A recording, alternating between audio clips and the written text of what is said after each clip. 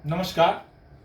जैसा कि आपको पता था कि आज STT 19 मेरिट का केस का हियरिंग होने वाला है और 17 नंबर पे था। और इस केस को हैंडल करने के लिए सुप्रीम कोर्ट का अधिवक्ता स्पेशल आए हैं। उनसे मिलाते हैं, आप पहचानते भी हैं, प्रशांत सर हैं और सुयश श्रीवास्तव सर स्पेशल इस मेरिट केस के लिए आए हैं दिल्ली से। आज क्या हुआ कोर्ट में, क्या बातें हुई, जज साहब क्या ऑर्डर किए हैं, सारी बातों पर चर्चा होगी। सर, जैसा कि आज अपना केस का सुनवाई हुआ सर, उसमें हमारे जितने भी मेरिट साथी हैं जानना चाहते हैं कि आखिर हुआ क्या। साल भर से हम लोग इंतजार कर रहे थे इस घड़ी का कि पहली सुनवाई हो जाए। विस्तार से सर बताइए। देखिए, आज हमारा केस 17 नंबर पे लगा हुआ था, लेकिन कोर्ट के पास थोड़ा टाइम कम था, तो हमने कोर्ट को शॉर्ट में अपना केस समझाया, तो कोर्ट कन्विंस हुई और कोर्ट ने सरकार को नोटिस किया और जवाब मांगा है सरकार से, और हमारा केस अगले महीने में फिर से लिस्ट कर दिया है। तो प्रोबेबली नेक्स्ट मंथ हमारा केस फिर से लगेगा और सरकार को जवाब देना पड़ेगा कि जब आपने प्रॉमिस किया, और एक बार नहीं कई बार आपने हर एक कम्युनिकेशन में ये बात लिखी कि ये कॉम्पिटिटिव एग्जामिनेशन है, ये क्वालिफाइंग एग्जामिनेशन नहीं है, ये पहले के एग्जामिनेशन से थोड़ा डिफरेंट है, इसमें सेंसिटिविटी बरती जाए।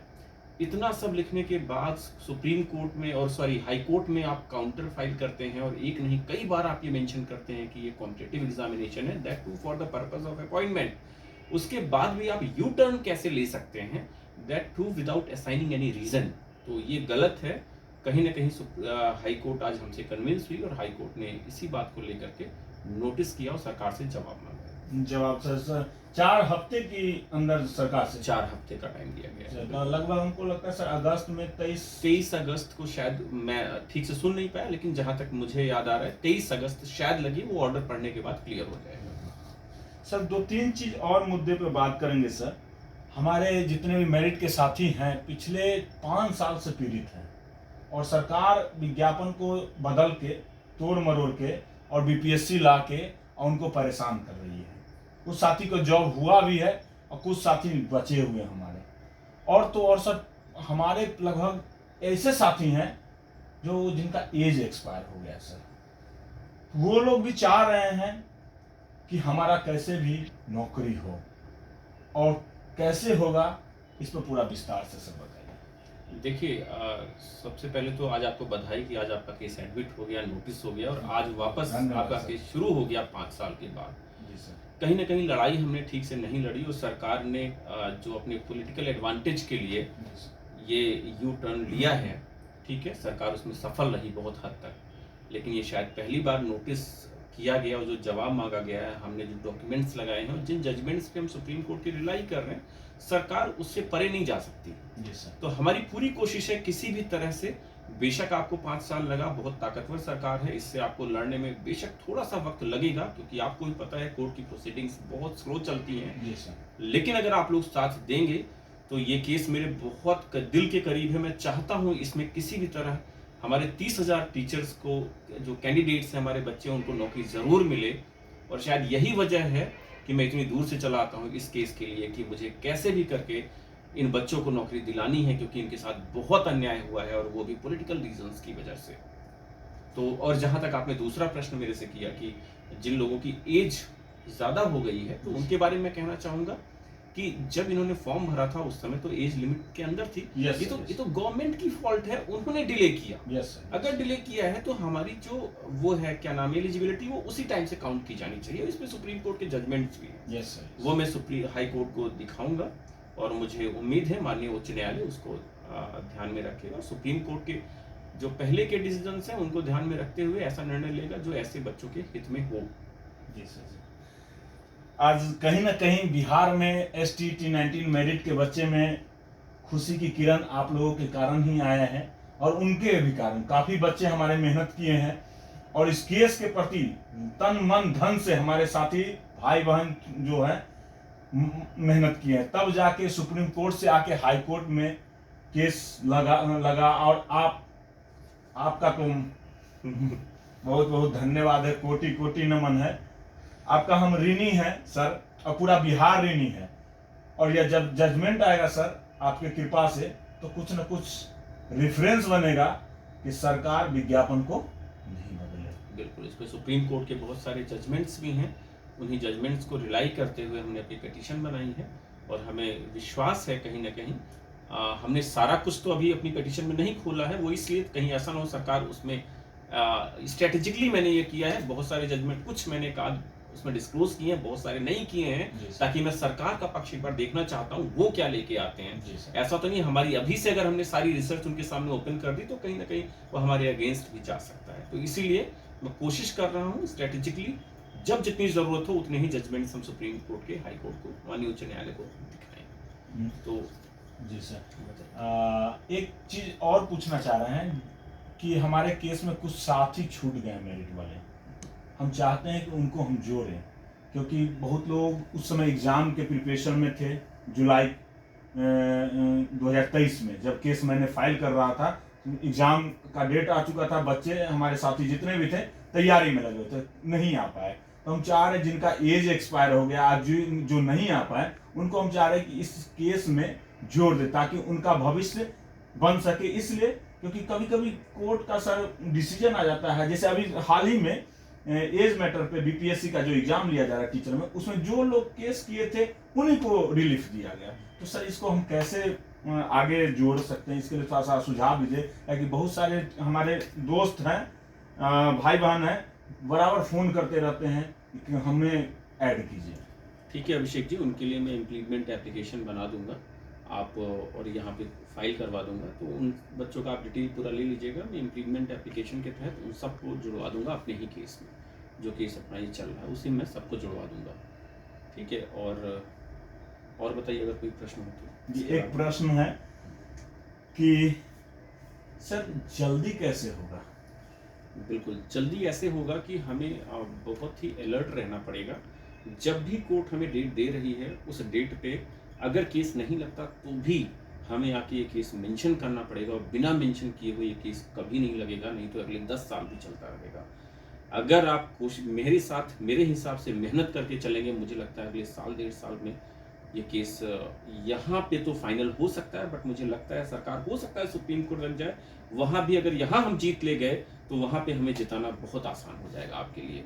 तो आप लोग अगर आज एकजुट होकर के केस लड़ेंगे, मेहनत करेंगे, तो जरूर, मुझे पता नहीं क्यों दिल से एक आवाज आती है, इस केस में जीत मुझे दिखती है, मुझे उम्मीद है, मुझे भरोसा है।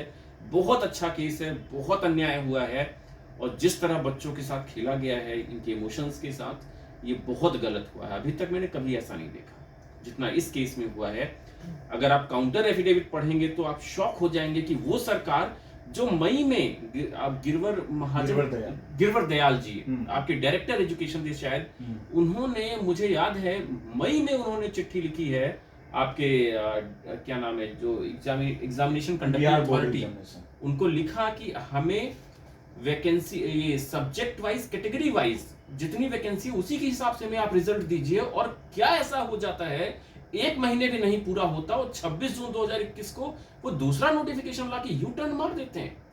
21 जून को आपका अगर रिजल्ट आता है, 21 जून को ये साफ साफ टीसीएस रिजल्ट देता है, रिवाइज रिजल्ट, जिसमें आप सब लोग क्वालिफाई होने के साथ आपकी मेरिट उसमें मेंशन होती है। आरटीआई में बताया जाता है कि भाई 80,000 के लगभग बच्चे टोटल क्वालिफाई हो, जिसमें लगभग 30,600 के आसपास बच्चे उसमें मेरिट में आए हैं। तो क्या ऐसा हो जाता है कि अगले 6 दिन के अंदर आप पूरा यूटर्न ले लेते हैं? मुझे समझ में नहीं आ रहा है क्यों किया सरकार ने, इतने बच्चों के इमोशंस के साथ खेला गया है।